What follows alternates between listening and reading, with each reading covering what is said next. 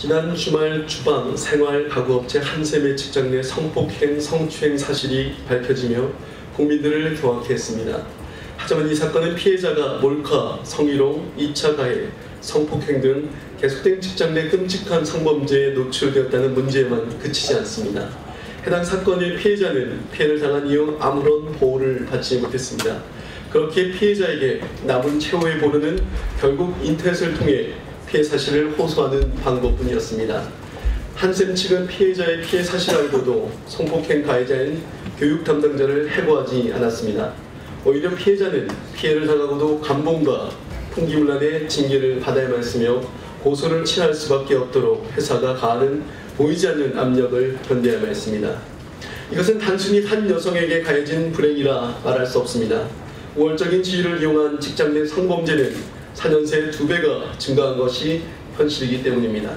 직장 내 성범죄는 저항할 수 없는 위치에서 피해를 당한 여성들이 앞으로 가해질 불이익을 우려해 문제제기를 하기 쉽지 않다는 점을 악용한 매우 악질적인 범죄입니다. 고용노동부에서는 한샘 성범죄 가해자에 대한 징계 조치, 피해자에 대한 불이익 등을 집중적으로 점검해 제대로 된 징계와 조치가 취해졌는지 다시 조사해야만 할 것입니다. 또한 불기소 처분된 강간 의혹에 대한 철저한 재수사할 것을 촉구합니다.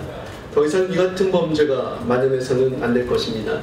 숱한 일련의 사건들 속에 늘 가해자는 사라진 채 피해자만 남는 것이 우리 사회의 당연한 현실로 받아들여서는 안 될 것입니다. 지금 대한민국의 여성은 제대로 보호받지 못하고 있습니다. 안전이 보장되지 않은 생리대에서부터 직장 내 남성들까지 여성을 공격하고 있습니다. 여성이 걱정 없는 대한민국을 찾게 여성이 행복한 대한민국이 될 때까지 정의당은 멈추지 않겠습니다. 대한민국의 각 국가기관들이 제 역할을 다할 때 우리가 부르짖는 적폐는 청산될 것입니다. 검찰이 처음으로 금품수수 혐의 관련 현직 청와대 수석비서관을 대상으로 수사에 착수했다고 합니다. 수석비서관이 전직 보좌관 등 3명도 긴급 체포됐습니다. 검찰 수사의 성력은 없어야 한다.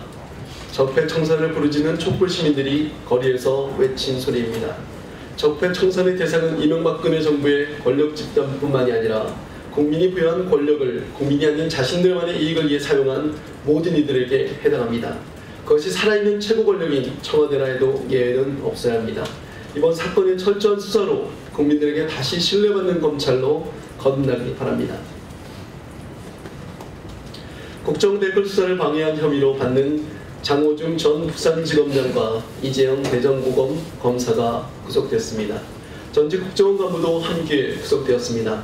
이로써 당시 댓글 수사 TF가 모두 구속됐습니다. 제대로 된 수사 진행을 위해 당연한 조치입니다. MB국정원은 국민 대상으로 정치 공작을 벌인 것으로 모자라 검찰 수사에 대응하기 위해 증거를 삭제하고 허위 증언까지 조작했다는 혐의를 받고 있습니다. 단순히 지나간 정권의 실수가 아니라 국가 권력이 국민 상대로 벌인 추악한 범죄 행위로 명백히 밝혀내야 할 사안입니다. 다만 어제 고 변창우 검사가 영장 실질 심사를 앞두고 투실하는 안타까운 일도 있었습니다. 비극적인 굴레를 끝내고 검찰의 명예를 회복하기 위해서라도 반드시 진실을 밝혀야 합니다. 검찰은 자고면 말고 오로지 진실만을 밝혀내길 바랍니다. 내일 진행될 남재준 전 국정원장에 대한 소환조사에서도 댓글 수사 및 재판을 방해한 혐의를 철저하게 수사할 것입니다. 지난 9년간 국정원이 주도한 야만의 시대, 이제는 끝내야 합니다.